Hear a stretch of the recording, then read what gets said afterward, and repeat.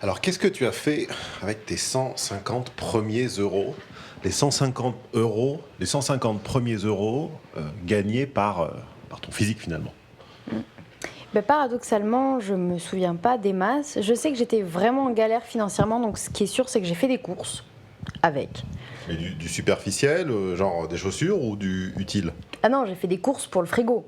Quand je dis j'étais en galère, j'étais vraiment en galère.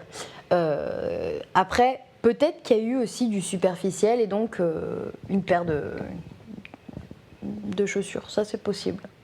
Et donc, l'idée, c'était ensuite comment ça s'est passé, la mise en place de, de quelque chose qui était exceptionnel à quelque chose qui est devenu occasionnel. Mais si tu fais les questions et les réponses maintenant, c'est parfait. Non, j'ai vu ton regard, je me suis dit, il faut que j'enchaîne. Alors, en fait, avant de faire ce rendez-vous, donc, dans ma tête, c'était, si ça se passe bien, ça veut dire que ça peut être des rencontres que je fais de temps en temps qui peuvent me dépanner.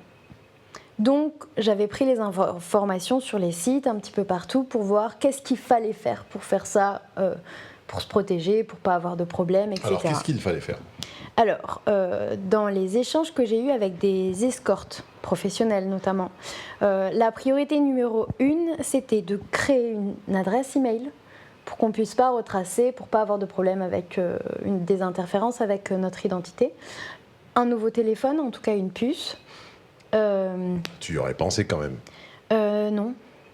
Ah, tu serais, Bah, tu serais allé fier ça avec ton vrai téléphone et ton vrai email. J'y suis allée avec mon vrai téléphone.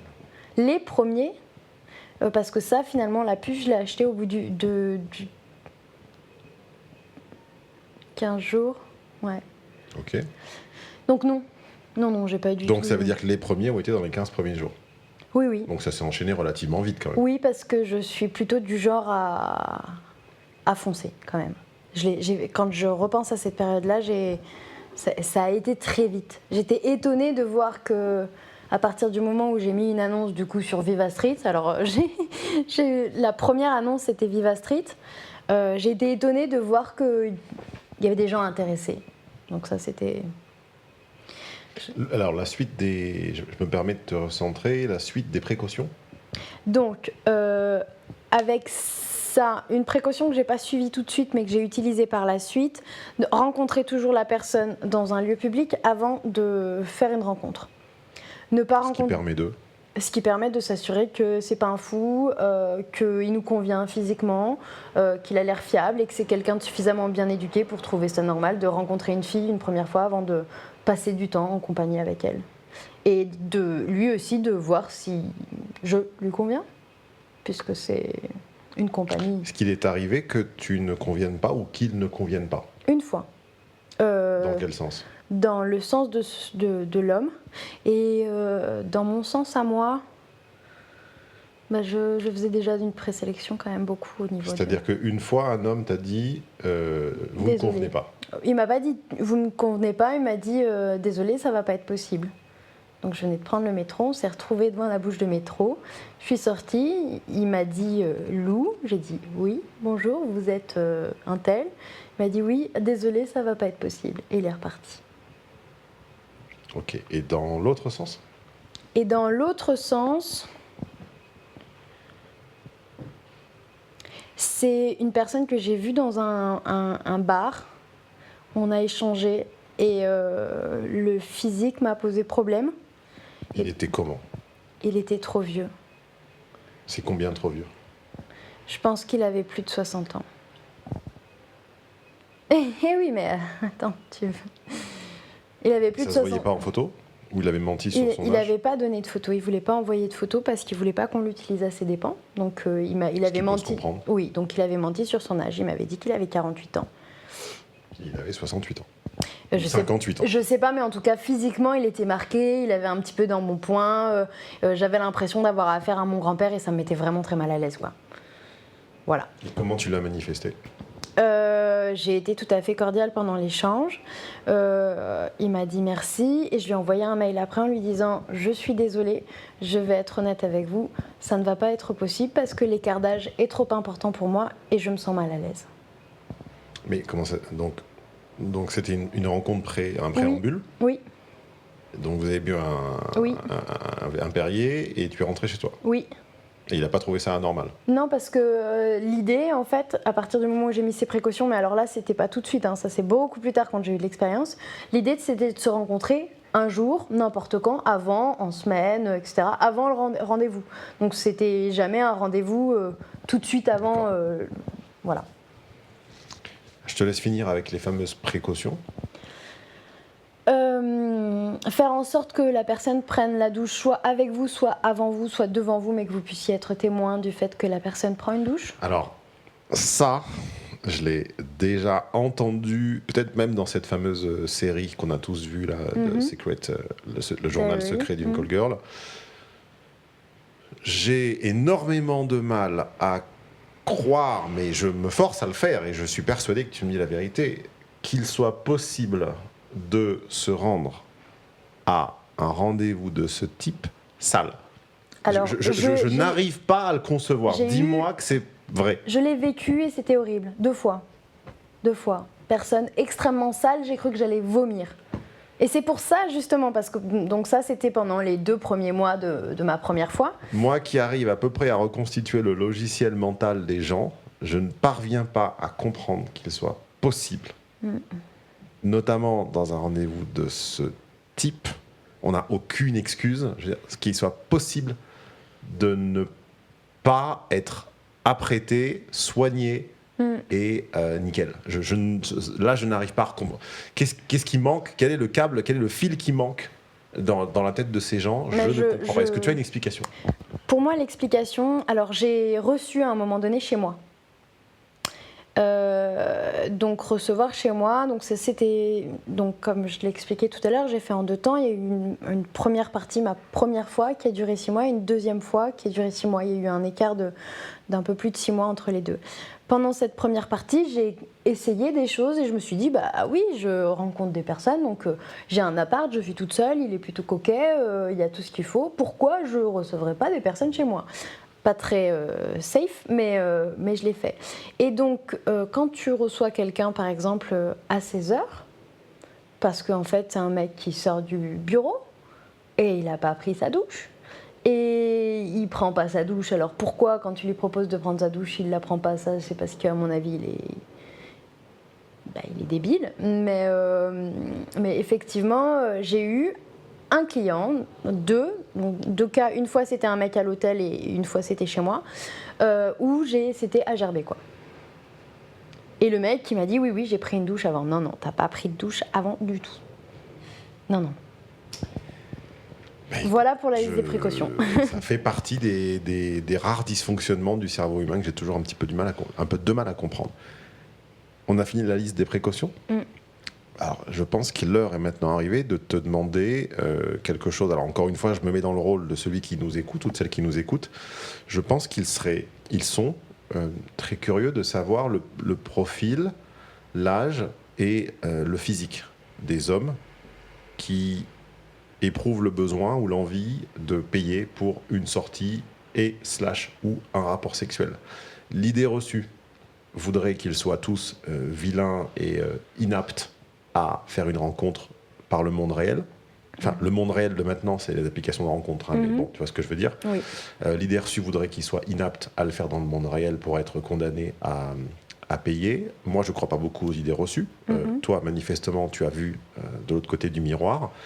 Donc, toute réponse est acceptée, sauf une, je ne veux pas entendre, ils sont tous différents, il n'y a pas de profil. Non, parce que ça, c'est la réponse des gens inintelligents. Oui, tout le monde est différent, mais il y a des récurrences. Donc, parle-nous du profil physique, âge. Est-ce que ce sont des beaux garçons et des beaux hommes en général? Est-ce qu'ils sont tous catastrophiquement vilains Alors, est-ce que j'ai le droit de débaucher plusieurs types de profils? Bien sûr, bah, tu as même plus que le droit, tu es encouragé. Donc, d'abord, je vais faire ce que tu m'as dit qu'il fallait pas faire parce que j'aime bien pas respecter les Dis-moi, règles. il y a tout, il n'y a pas de Non, règles, je ils sont vais tous dire- différents. Je vais délimiter mes clients que j'ai eu l'occasion de fréquenter avaient entre 18 et 55 ans.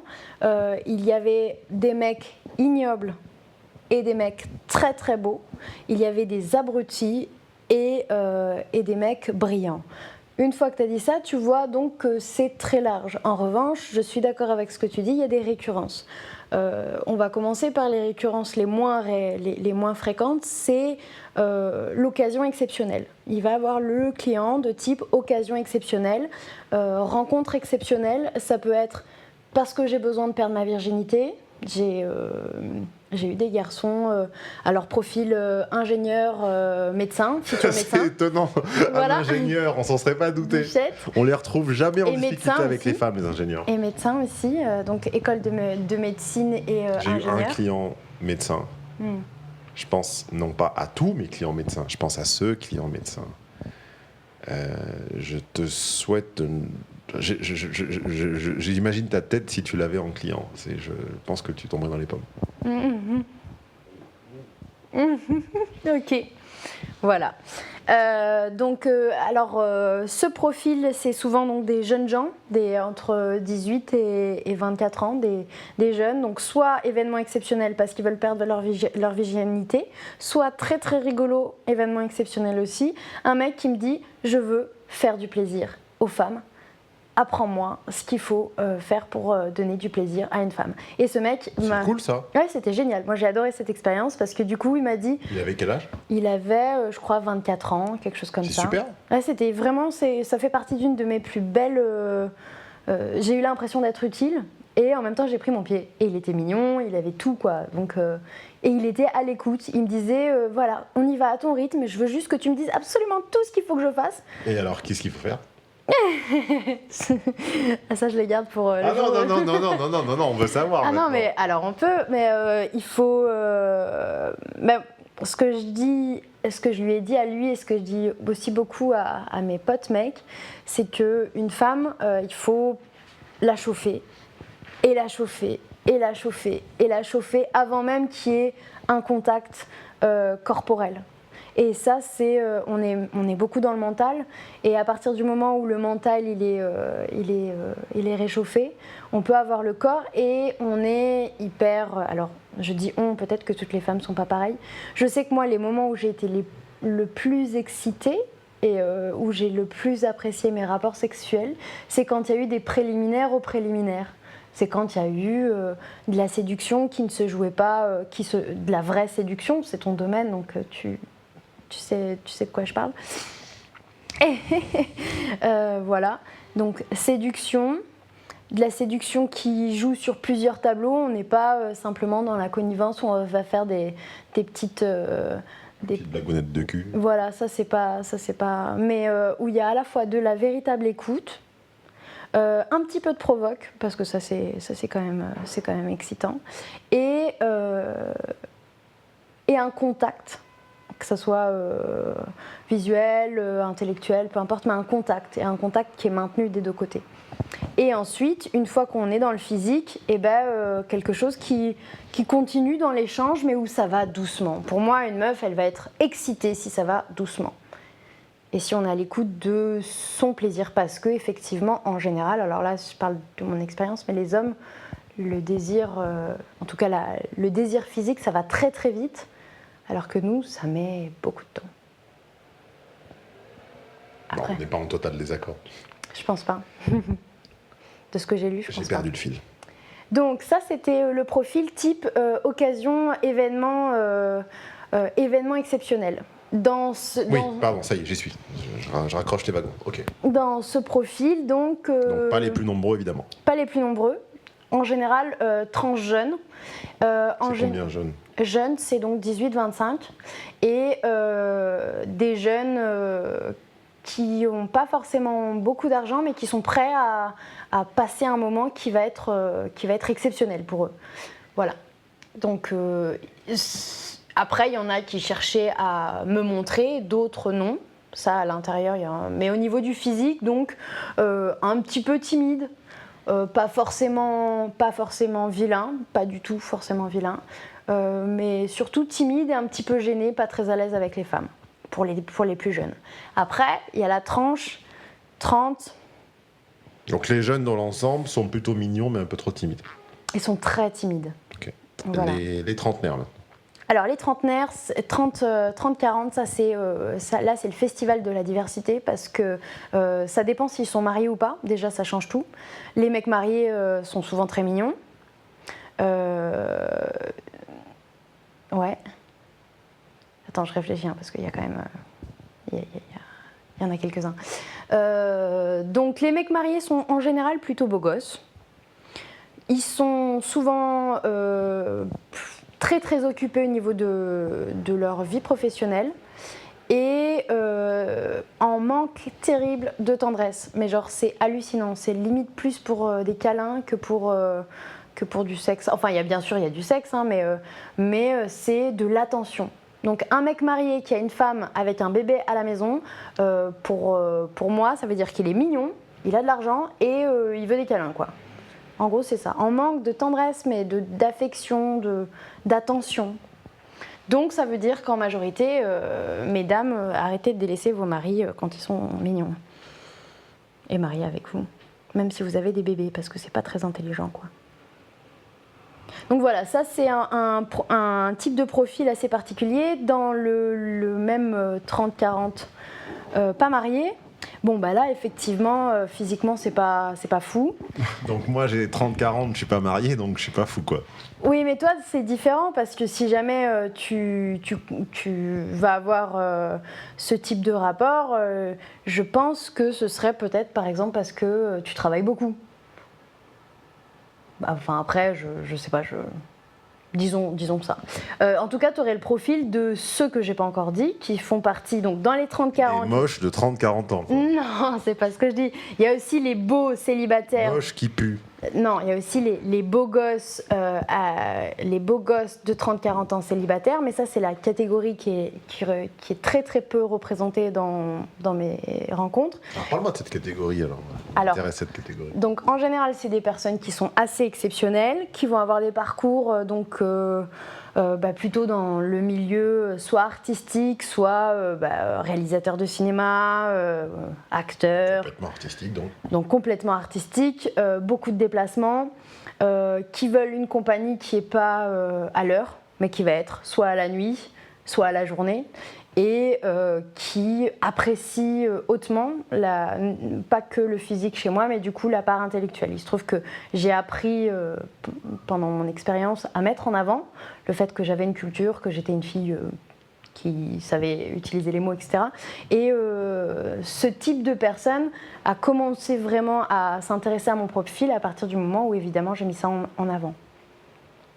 Donc, cette catégorie, elle est très, très peu représentée. Il n'y a pas beaucoup de personnes, il y en a, mais il n'y en a pas beaucoup. En général, une fois qu'il y a une première rencontre, c'est des personnes que j'ai eu l'occasion de revoir plusieurs fois. Je pense notamment à un client que j'ai eu, qui m'a presque demandé en mariage, quoi, concrètement. Et c'est un mec qui avait... alors, il était un petit peu plus de 40, il devait avoir 42. Très, très beau. Il avait tout pour lui, c'est juste que c'est un mec, c'était un fou furieux du travail, quoi. Il avait des boîtes de nuit. En plus de ça, il faisait du conseil en DRH. Il était consultant. Quand t'as des boîtes de nuit, t'as plein de meufs, non ? Oui, mais en fait, je pense que... Pour connaître quelqu'un qui a eu des boîtes de nuit, elle faisait la file en bas. Hein. Enfin, mais c'est ça, mais il avait... distribue 2 grammes de coke et t'en fais ce que t'en veux, grosso modo. C'était ce qui était assez fascinant, c'est que je pense que la majorité... Enfin, mis à part ceux qui étaient mariés ou il y avait une très très grande partie d'hommes dans ma clientèle qui n'avaient aucun problème avec les femmes. Simplement, ils cherchaient quelque chose de particulier. Je pense un mélange d'ouverture sexuelle, de plaisir, vraiment, de libertinage. Quelque chose comme, du coup, pour ma part, de l'intelligence. Et en même temps, une relation qui comme elle est sous couvert de l'argent, permet une véritable liberté Enfin, être exactement comme il a envie d'être, quoi. Je pense notamment particulièrement à cette personne-là, mais c'était le cas avec d'autres personnes de ce profil-là. Voilà, c'est un moment qui est vraiment authentique, parce qu'en fait, c'est bon, on a payé, donc maintenant, juste on est ensemble et on n'a pas à se poser de questions. Ce qui est assez paradoxal d'ailleurs, je trouve, parce que je le vivais aussi en tant qu'escorte. J'ai jamais été aussi peu... Enfin... Je jouais pas vraiment un jeu. C'était... Je pouvais être moi-même. C'est assez bizarre d'ailleurs de penser ça, mais... Enfin, il y avait certaines choses où il y avait quand même forcément... On est obligé de se forcer, enfin de... Donc, les exceptionnels, les jeunes plutôt voilà. beaux, ingénieurs, un peu timides, les mecs mariés en pas général. exceptionnels, mariés, enfants, câlin, poutou.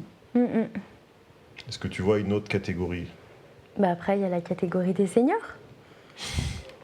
Alors, ça commence à quel âge, la carte senior à la SNCF? 65? Alors, la carte senior à la SNCF, non, c'est la cinquantaine.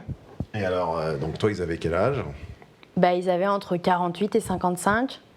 Et ils fantasmaient de la jeunesse ou comment? Oui, bah oui, forcément. Mais ça, c'est ce que... Ils te demandaient de te faire des couettes? Non, mais effectivement, il y en avait qui criaient, qui disaient « Oh, ma petite étudiante, oh, ma petite étudiante ». Ouais, bon, ça, c'était un peu glauque. Ça, c'était quand même un petit peu glauque. Mais aussi beaucoup, du coup, dans cette tranche d'âge-là, beaucoup de demandes d'affection.